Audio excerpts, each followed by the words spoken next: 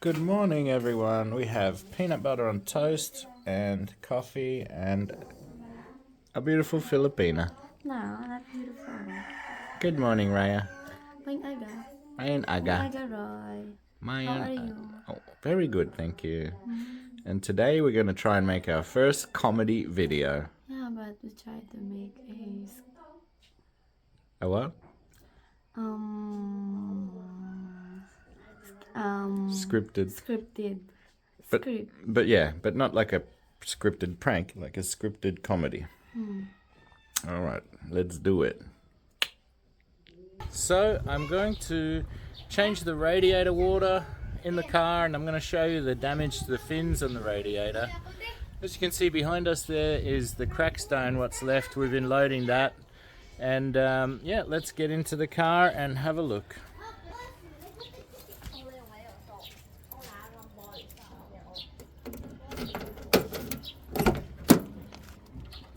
Raya is going to clean the car as well while we're here. She also wants to wash the seats, huh? I forget to bring the. Oh, you can go back down and get it. Oh. I think it might rain today. Let's hope that's not all smoke from Canaan.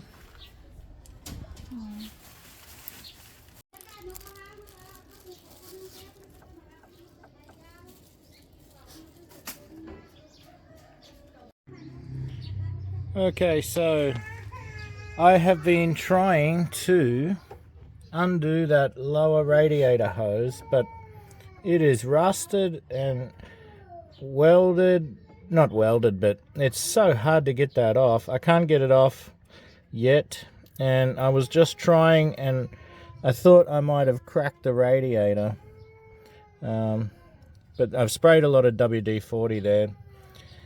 So I tested it. I don't think I cracked the radiator, thank God.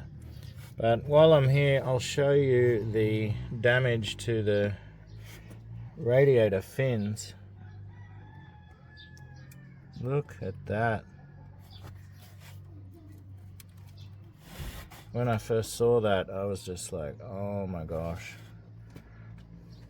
Most of the radiator is okay, but that section down there, well, there's no leaks, and the car doesn't seem to overheat at all. Have a look at the rust here. Obviously there's not distilled water in there. There's no coolant. I've topped it up with water.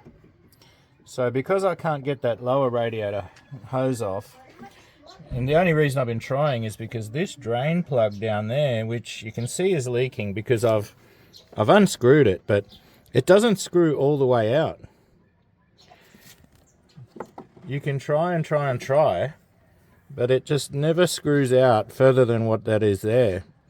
So that's as much as I can get it to come out. So I think today I'm just going to let the water leak out of there. I can seal it up by turning it back the other way.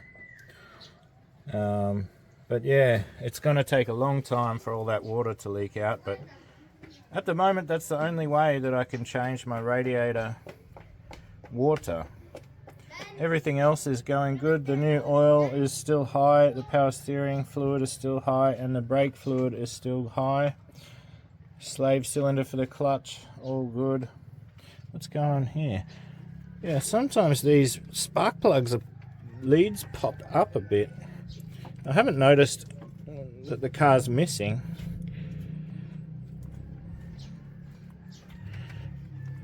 But yeah, with these leads, when I first got them, I thought that they were the wrong type because it was really deep in there. But I managed to, oh yeah, I'd realised you just push it through a bit and then stick it on and make sure that it's on there. Oh, that was up. What's going on here? So yeah, the battery, which ran completely flat, still has some green there. Doesn't have amazing cranking capacity, but it's still going for now. But I will replace that soon. We've officially ran out of gas, so we're only running on a fan at the moment. And yeah, the funny thing about this car is this gap here should have the washer fluid for the and a hose coming down here. Somebody's completely removed that. So yesterday my horn stopped working. I don't know why, but that's life buying secondhand in the Philippines. And I've had so many people criticize me in the comments in my previous videos about buying this car. They say, oh, why don't you just buy new? Well, I'm sorry to say, like, not every foreigner is rich, and you know, some of us are just out here doing the best we can, and we can't buy a brand new car. Brand new cars are expensive no matter what country you're in. So before you jump on my back, please just consider that I'm here doing the best I can. And when I bought this car, I was under no illusions. I knew there would be things to do on it.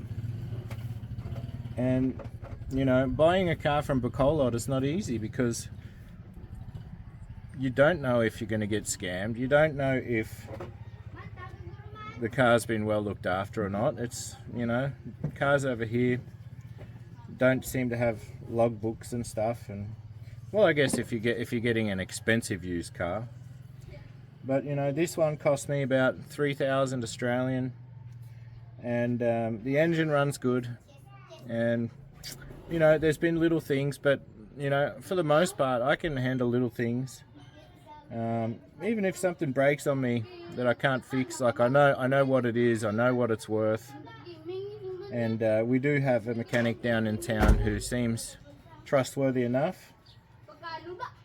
So please go gentle on me, because I'm getting a lot of criticism these days about buying this car.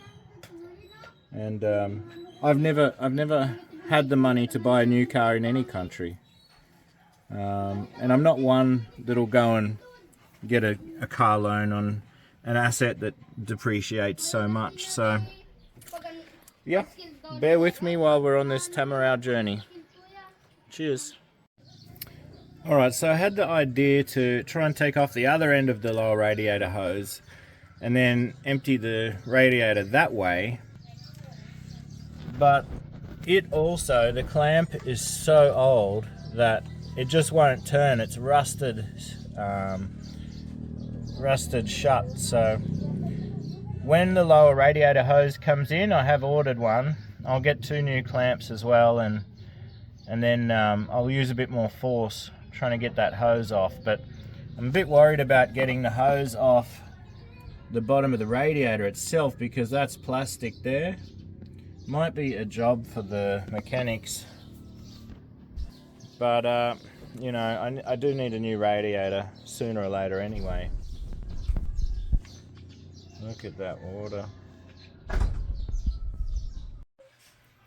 Hey guys, just a quick note. I'd like you to check out my mate Brian's YouTube page. It's Brian and Tess in the Philippines. I'll put a link in the description below.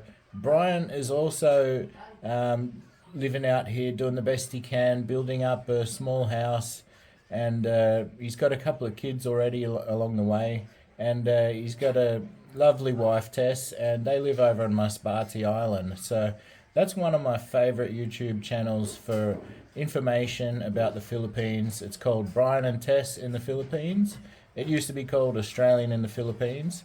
And he's also got a used Toyota, and he's had dramas as well with the suspension, and he's been copping a bit too. But you know, as I said before, you can only buy what you can afford, and then you deal with it from there. So yeah, Brian and Tess in the Philippines. I did buy a can of this. It was only about 200 pesos, because my right rear tire is completely flat. I've swapped it for the spare. This spare under here is completely flat, and I was gonna have a go at putting this product into that flat tire, but I've never done it before, and just asking for some advice from people. Is it worth it? I guess it's just for an emergency, isn't it? Even this tyre has a slow leak. Every couple of days we have to get it topped up. Yeah, I'm not sure why there's so many slow leaks, but you can see the ground that we have to drive on. Like, look at that rock sticking up there. It's pretty rocky road for a non-four-wheel drive car. I'll go really slow on it. But yeah, any advice on this product would be greatly recommended. Would be greatly appreciated.